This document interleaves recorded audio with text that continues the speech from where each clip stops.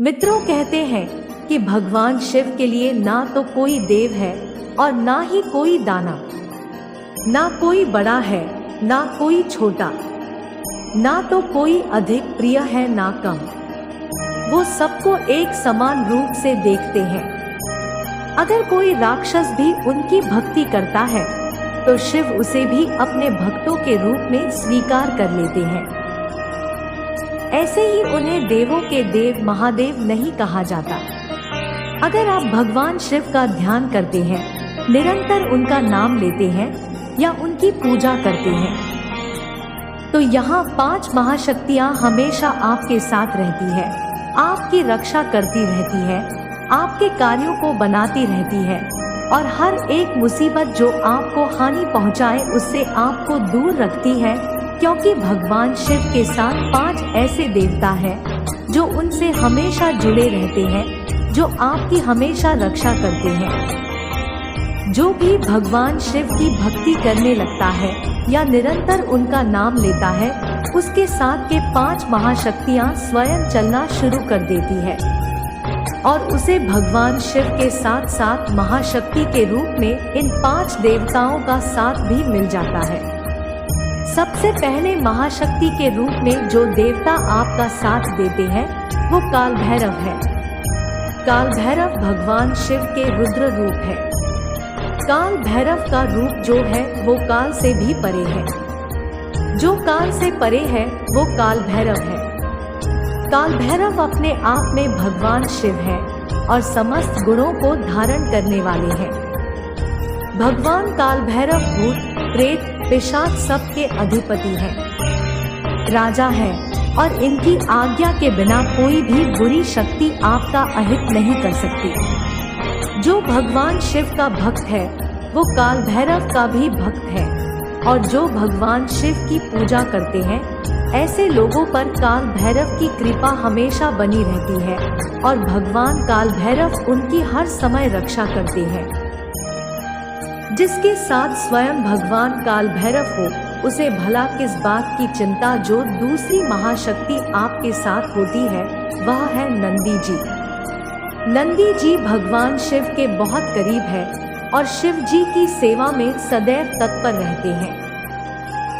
नंदी जी की शक्ति असीम मानी जाती है। इसका अनुमान आप इसी बात से लगा सकते हो कि नंदी जी देवों के देव महादेव को भी अपने कंधे पर बैठा लेते हैं। जो भगवान शिव की पूजा या उनको निरंतर स्मरण करता है, स्वयं नंदी जी उनका आरक्षण करते हैं और उन्हें सभी मुसीबतों से बाहर निकालते हैं। और सबसे बड़ी बात, नंदी जी भगवान शिव के भक्तों की प्रार्थना शिवजी तक जल्दी ही और जरूर पहुंचाते हैं, जिससे भगवान शिव के भक्तों की मनोकामना जल्दी पूरी हो जाती है। तीसरी महाशक्ति जो स्वयं आपका आरक्षण करती है वो वीरभद्र है। भगवान शिव की जटाओं से जन्मे वीरभद्र अत्यंत शक्तिशाली है। इसका अनुमान आप इस बात से लगा सकते हैं कि जिस राजा दक्ष को पराजित करना सभी के बस में नहीं था, वो राजा दक्ष भी वीरभद्र के प्रचंड रूप को देखकर बुरी तरह भयभीत हो गया था और वीरभद्र के हाथों मारा गया था। भगवान शिव की पूजा करने से आपको स्वयं वीरभद्र जी का आरक्षण प्राप्त होता है और वीरभद्र आपके जीवन में आने वाली सभी बुरी शक्तियां का नाश कर देते हैं। जो चौथी महाशक्ति है उसके आगे कोई भी बुरी शक्ति, संकट, भय, चिंता ये कोई भी टिक नहीं पाते और वो महाशक्ति है हनुमान जी।